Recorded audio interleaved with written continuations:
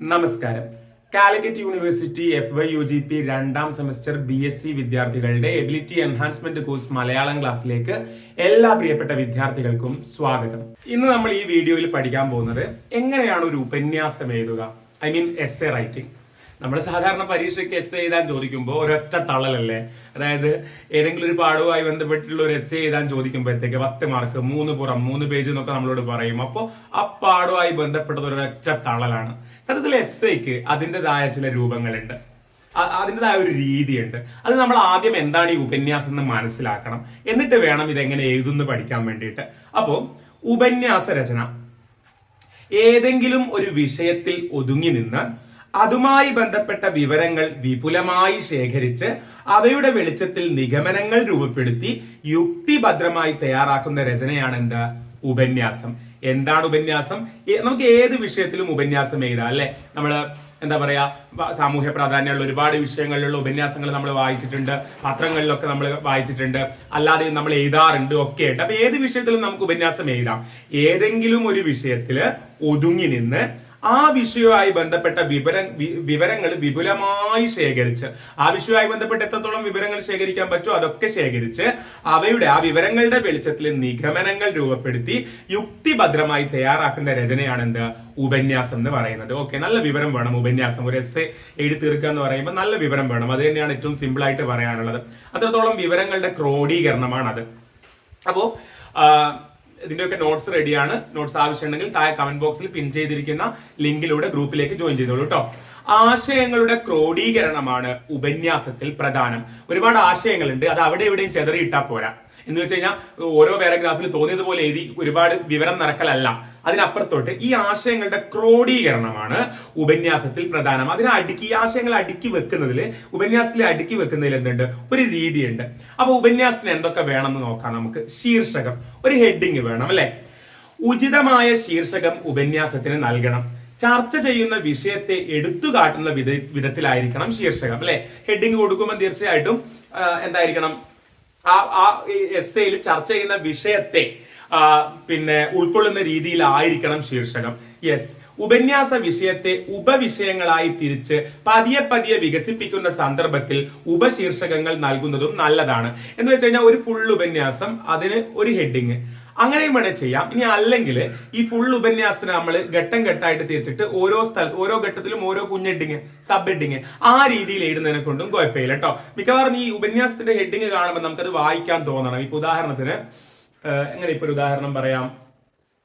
കേരളത്തിൽ ഇപ്പോ കണ്ടിന്യൂസ് ആയിട്ട് എല്ലാ വർഷവും കാണുന്നതാണ് ഈ പ്രകൃതിക്ഷോഭങ്ങൾ. അപ്പൊ നമ്മൾ അതിനെ കുറിച്ചാണ് ഒരു എസ്സേ എഴുതുന്നതെങ്കിൽ അതിന്റെ ഒരു ഹെഡിങ് ആയിട്ട് എങ്ങനെ കൊടുക്കുക. ഇപ്പൊ ഉദാഹരണത്തിന് ഞാൻ വെറുതെ ഒരു ഉദാഹരണം പറയണേ, ഇതിനേക്കാൾ നല്ല ഉദാഹരണങ്ങൾ നിങ്ങളുടെ മനസ്സിൽ വരുന്നുണ്ടാവും. അപ്പൊ ആ ഒരു ഉപന്യാസത്തിന് നമുക്ക് എങ്ങനെ ഒരു ഹെഡിങ് കൊടുക്കാം. കേരളത്തിൽ തുടർച്ചയായിട്ടുള്ള ഈ പ്രകൃതി ദുരന്തങ്ങൾക്ക് കാരണം എന്ത്, അങ്ങനെ വേണമെങ്കിൽ. ഇപ്പൊ തുടർച്ചയായി പ്രകൃതി ദുരന്തങ്ങളുടെ പിന്നിൽ എന്ത്, അതൊരു ക്വസ്റ്റ്യൻ മാർക്കൊക്കെ ഇട്ടിട്ട് ഹെഡിങ് കൊടുത്തു കഴിഞ്ഞാൽ അത് വായിക്കാനുള്ള ഒരു ത്വര ഉണ്ടാവില്ലേ. ഇനി അതും അല്ലെങ്കിൽ എന്താ പറയാ, തീരാത്ത പ്രകൃതി ദുരന്തങ്ങൾ മനുഷ്യന്റെ സൃഷ്ടിയോ, ഒരു ക്വസ്റ്റ്യൻ മാർക്കൊക്കെ ഇട്ട് കഴിഞ്ഞാൽ അത് വായിക്കണം എന്നുണ്ടാവും നമുക്ക്. അങ്ങനെ ക്യാച്ചി ആയിട്ടുള്ള ഹെഡിങ് നമ്മൾ കൊടുക്കണം എന്നുള്ളതാണ്. ഇനി ആമുഖം, ഈ ഉപന്യാസത്തിന് ഒരു ആമുഖം വേണം. അത് പറയുമ്പോൾ ഒരിക്കലും എന്താ ഹെഡിങ് എന്ന് തലക്കെട്ട് കൊടുത്തിട്ട് ഹെഡിങ് കൊടുക്കുക, അടുത്തത് ആമുഖം എന്ന് തലക്കെട്ട് കൊടുത്തിട്ട് ആമുഖം കൊടുക്കുക, അങ്ങനല്ല ഉദ്ദേശിക്കുന്നത് കേട്ടോ. എന്ന് വെച്ച് കഴിഞ്ഞാൽ ഈ ആമുഖവും ഹെഡിങ്ങും ഇനി അടുത്ത് വരുന്ന 1-2 ഖണ്ഡികകൾ, പാരഗ്രാഫൊക്കെ ഇതിൽ വരണം എന്നാ പറയുന്നത്. അല്ലാണ്ട് ആ ഹെഡിങ് കൊടുത്തിട്ട് ആമുഖം എന്ന് ഹെഡിങ് കൊടുത്തിട്ട് ആമുഖം എഴുതാനല്ല പറയുന്നത്. നമ്മൾ നേരിട്ട് എഴുതി പോകുന്ന എസ്സേയിൽ ഈ സാധനങ്ങളൊക്കെ വരണം എന്നുള്ളതാണ്. ഓക്കെ, അപ്പോ ആമുഖം, എങ്ങനെയാ ആമുഖം കൊടുക്കുക? തെരഞ്ഞെടുത്ത വിഷയത്തിന്റെ പശ്ചാത്തലം, നമ്മൾ എഴുതുന്ന വിഷയത്തിന്റെ പശ്ചാത്തലം. ഞാനിപ്പം പറഞ്ഞ പ്രകൃതി ദുരന്തമാണെങ്കിൽ ഞാനത് എഴുതാനുള്ള പശ്ചാത്തലം എന്താണ്? എല്ലാ വർഷവും പ്രകൃതി ദുരന്തങ്ങൾ ഇവിടെ ഉണ്ടായിക്കൊണ്ടേയിരിക്കുന്നു അല്ലെ. 2018 പ്രളയത്തിൽ തുടങ്ങിയിട്ട് ഇപ്പം മുണ്ടക്കൈ ചൂരൽമല ദുരന്തം വരെ നമ്മുടെ കൺമുന്നിൽ നിൽക്കുമ്പോൾ ഇതാണ് ഞാൻ ഈ എസ്സേ എഴുതാനുണ്ടായ പശ്ചാത്തലം. ഈ ദുരന്തങ്ങൾക്ക് പിന്നിൽ എന്ത്, ഇത് മനുഷ്യനിർമ്മിതമോ, നമ്മൾ പ്രകൃതിയോട് ദോഷമായിട്ട് നിന്നത് കൊണ്ടല്ലേ ഇങ്ങനെ വന്നതെന്നൊക്കെയുള്ള ചോദ്യമാണ് ഞാൻ ചോദിക്കാൻ പോകുന്നത്. അപ്പൊ അതാ പറഞ്ഞത്, ആമുഖമായിട്ട് തുടക്കത്തിൽ ഈ ഹെഡിങ് ആയിട്ട് തുടക്കത്തിൽ ആദ്യം വരേണ്ടത് തെരഞ്ഞെടുത്ത വിഷയത്തിന്റെ പശ്ചാത്തലം. ഞാൻ ഈ വിഷയം എടുക്കാനുണ്ടായ പശ്ചാത്തലം ഇത് തന്നെയാണ്. എല്ലാ വർഷവും പ്രകൃതി ദുരന്തം വരുന്നുണ്ടല്ലോ. പറയാൻ ഉദ്ദേശിക്കുന്ന കാര്യം എന്താണ് എന്നതിന്റെ ചെറുതും സാമാന്യവുമായ പ്രസ്താവന. അതെ, പശ്ചാത്തലം ഇതാണ്. എന്നിട്ട് ഞാൻ പറയാൻ പോകുന്ന കാര്യം ഇതാണെന്ന് ഞാൻ പറയാം. വായനക്കാരുടെ ശ്രദ്ധ പിടിച്ചു പറ്റാൻ ആവശ്യമായ ചില ചോദ്യങ്ങളോ സൂചനകളോ ഞാൻ പറഞ്ഞല്ലോ, അതിങ്ങനെ തന്നെ നമുക്ക് കൊടുക്കാം. ഞാൻ ഈ പറയുന്ന വിഷയത്തിലാണ് എസ് ചെയ്യുന്നതെങ്കിൽ എല്ലാ വർഷവും തീരാത്ത ഈ പ്രകൃതി ദുരന്തങ്ങൾ മനുഷ്യന്റെ തന്നെ സൃഷ്ടിയോ, ഇതിന് വേണ്ട വിധത്തിൽ സർക്കാരുകൾ ഇടപെടുന്നുണ്ടോ, അങ്ങനെ ഒന്ന് രണ്ട് ക്വസ്റ്റ്യൻസ് ഈ ആമുഖത്തിൽ, ഐ മീൻ ഫസ്റ്റ് പാരഗ്രാഫിൽ ഇങ്ങനെ കൊടുത്തു കഴിഞ്ഞു കഴിഞ്ഞാൽ ബാക്കി വായിക്കാനുള്ള ഒരു ത്വര ഉണ്ടാവും. ഉപന്യാസത്തിന്റെ ഘടനയെ പറ്റിയുള്ള സാമാന്യ ചിത്രം എന്നിവയെല്ലാം ഉൾക്കൊള്ളിച്ച് ഒന്നോ രണ്ടോ ഖണ്ഡികയിൽ പാരഗ്രാഫിൽ തയ്യാറാക്കുന്നതാണ് എന്ത്, ആമുഖം. അപ്പൊ ആമുഖം എന്നുള്ള ഹെഡിങ്ങും കൊടുത്ത് എഴുതലല്ലേ. അതായത് ഈ എസ് എന്റെ ആദ്യത്തെ ഒന്നോ രണ്ടോ പാരഗ്രാഫിൽ ഈ എസ് എ കൃത്യമായിട്ട് എന്താ പറയുന്നുള്ള ഒരു തുടക്കവും, അതുപോലെ ബാക്കി ആൾക്കാരെ വായിപ്പിക്കാനുള്ള ചില ചോദ്യങ്ങളും, ചില എന്താ പറയാ, മനസ്സിൽ ചിന്ത വരുമല്ലോ, ഇങ്ങനെ ഒരു എസ്സേയിൽ ബാക്കി എന്താണ് ഈ പറയാൻ പോകുന്നത്, അതിലേക്ക് നമ്മൾ ഫുള്ള് വായിക്കാൻ വേണ്ടിയിട്ട് കൊടുക്കേണ്ട ഒന്ന് രണ്ട് കാച്ചി ക്വസ്റ്റ്യൻസും കാര്യങ്ങളൊക്കെ ഫസ്റ്റ് പാരഗ്രാഫിൽ ആമുഖമായിട്ട് കൊടുത്താൽ കുഴപ്പമില്ല. ഇനി അടുത്തത് ഖണ്ഡികകൾ, മെയിൻ പാരഗ്രാഫ്സിനെ കുറിച്ച് പറയാണ്. അപ്പൊ ഈ ആമുഖം ഭാഗമൊക്കെ കഴിഞ്ഞ് തുടർന്ന് വരുന്ന ഓരോ ഖണ്ഡികയിലും ഉപന്യാസത്തിലെ മുഖ്യമായ വാദഗതി സമർത്ഥിക്കാൻ ആവശ്യമായ ഓരോ ആശയത്തെയും വിശദീകരിക്കുകയാണ് വേണ്ടത്.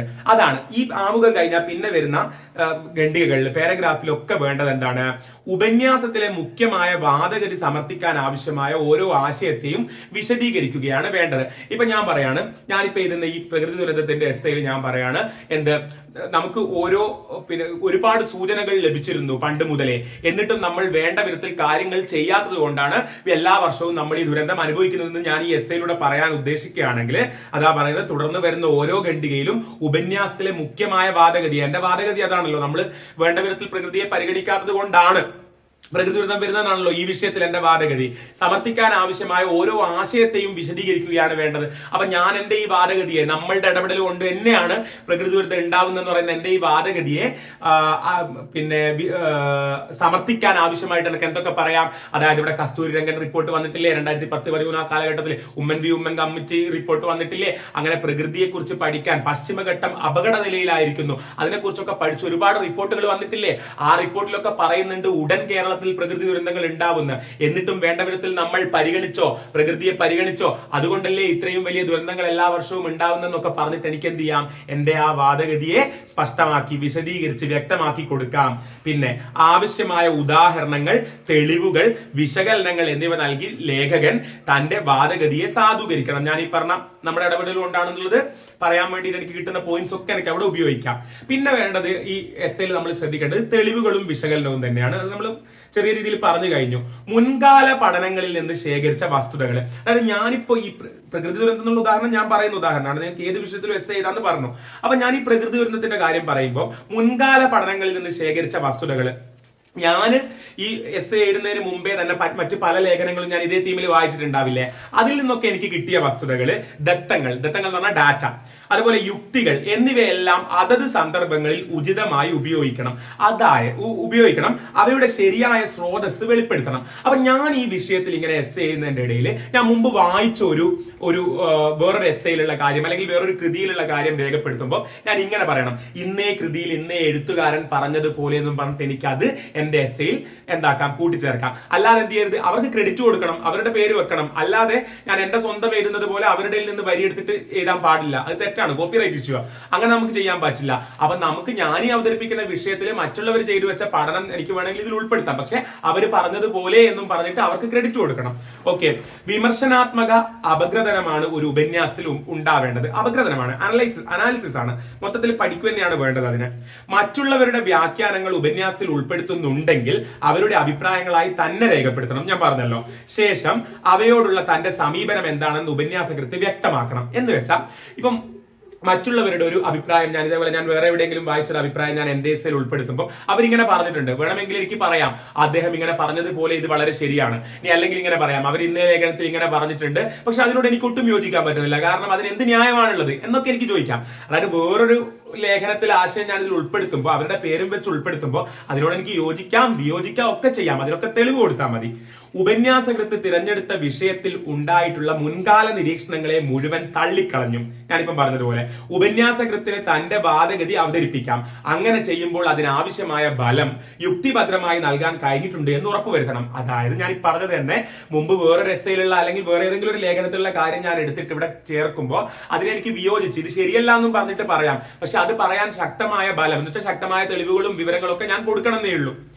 ചിലപ്പോൾ മുൻകാല നിരീക്ഷണങ്ങളോട് പുതിയ ചില കാര്യങ്ങൾ കൂട്ടിച്ചേർത്ത് വിപുലീകരിക്കുകയാവാം ഉപന്യാസത്തിന്റെ ലക്ഷ്യം. ഞാൻ പറഞ്ഞല്ലോ, വേറെ ആളുടെ ഡാറ്റ നമ്മൾ എടുത്തിട്ട് ഇതേപോലെ ഉപയോഗിക്കുമ്പോൾ അതിന്റെ കൂടെ തന്നെ അതിനെ അംഗീകരിച്ചുകൊണ്ട് തന്നെ കുറച്ച് കൂടുതൽ ആഡ് ചെയ്യാം. അങ്ങനെയും നമുക്ക് ചെയ്യാം.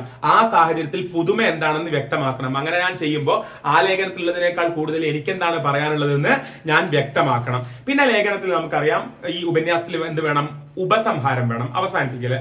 അതായത് ഉപന്യാസത്തിൽ എല്ലാ വാദഗതികളും അവതരിപ്പിച്ചു കഴിഞ്ഞതിന് ശേഷം ഉപസംഹാരം, എനിക്ക് പറയാനുള്ള കാര്യങ്ങളൊക്കെ ഞാൻ പറഞ്ഞു കഴിഞ്ഞു, ആ പാരഗ്രാഫ് ഒക്കെ പറഞ്ഞു കഴിഞ്ഞതിന് ശേഷം അവയിലേക്ക് ഒരു പുനഃസന്ദർശനം നടത്തി പറഞ്ഞ കാര്യങ്ങളെ സംഗ്രഹിച്ചിരുന്നതാണ് ഉപസംഹാരം. അതായത് ഈ എസ്സേന്റെ അവസാനത്തെ ഒരു പാരഗ്രാഫിൽ, വേണമെങ്കിൽ 2 പാരഗ്രാഫിൽ നമുക്ക് എന്താ ഒന്ന് തന്നെയാണ് നല്ലത്, നമ്മൾ ആ ഒരു എസ്സേയിൽ അതുവരെ പറഞ്ഞ കാര്യങ്ങളൊക്കെ ഒന്ന് ചുരുക്കി, അങ്ങനെ ഉണ്ടല്ലോ ഒരു രത്ന ചുരുക്കം. അതായത് ഞാൻ ഈ പറഞ്ഞ പ്രകൃതി ദുരന്തമാണെങ്കിൽ തന്നെ അതിന്റെ പശ്ചാത്തലവും കാര്യങ്ങളും പിന്നെ തെളിവുകളും അതുപോലെ ഡാറ്റയും കാര്യങ്ങളും ഒക്കെ അവതരിപ്പിച്ചതിന് ശേഷം അവസാനത്തെ ഒരു പാരഗ്രാഫിൽ എനിക്ക് ഇങ്ങനെ ഉപസംഹരിക്കാം. എങ്ങനെ?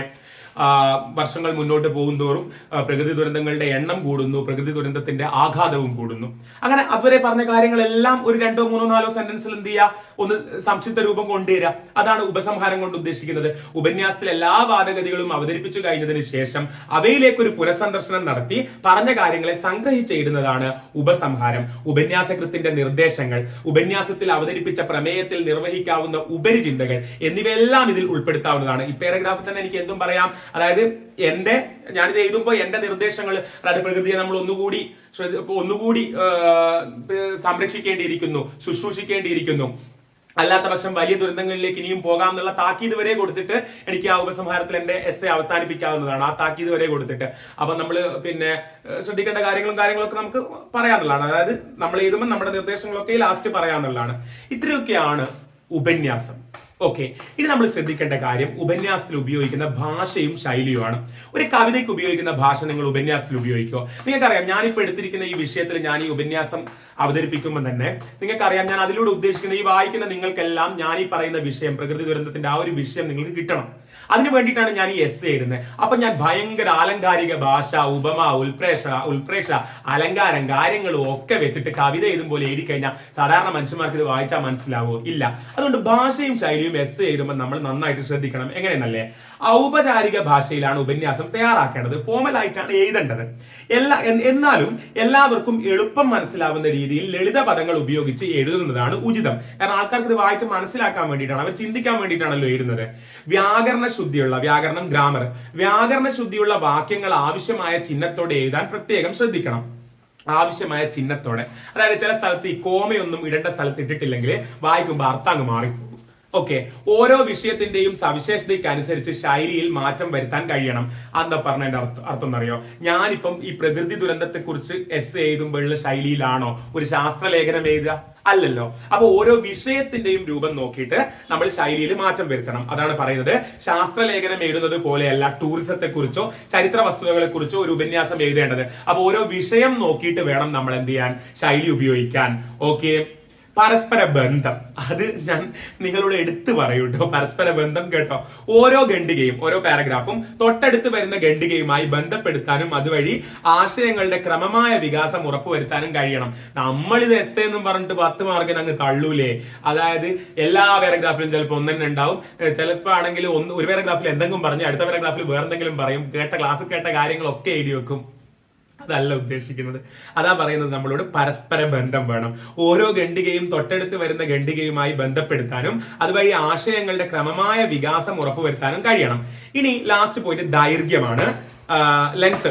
കൂടുതൽ വായനായോഗ്യമാക്കാൻ ഉപന്യാസത്തിന്റെ ദൈർഘ്യം കുറയ്ക്കുന്നതാണ് നല്ലത്. ഉപന്യാസം നമ്മൾ സാധാരണ എഴുതുമ്പം ഒരുപാട് നീട്ടി വലിച്ചിട്ട് ഉപന്യാസം അഥവാ എസ് എഴുതി കഴിഞ്ഞാൽ ആൾക്കാർക്ക് വായിക്കാൻ പറ്റില്ലല്ലോ, വായിച്ചെടുക്കാൻ പറ്റില്ലല്ലോ, മടുപ്പായിരിക്കില്ലേ. അതുകൊണ്ട് കൂടുതൽ വായനായോഗ്യമാക്കാൻ, കൂടുതൽ ആൾക്കാർ വായിക്കാൻ ഉപന്യാസത്തിന്റെ ദൈർഘ്യം കുറയ്ക്കുന്നതാണ് നല്ലത് എന്നാണ് അതിനെക്കുറിച്ച് പറയാനുള്ളത്. ഇത്രയാണ് ഉപന്യാസ രചനയെ കുറിച്ച് പറയാനുള്ളത്. മനസ്സിലായിട്ടുണ്ടാവും എന്ന് വിചാരിക്കുന്നു. വീണ്ടും കാണാം. താങ്ക്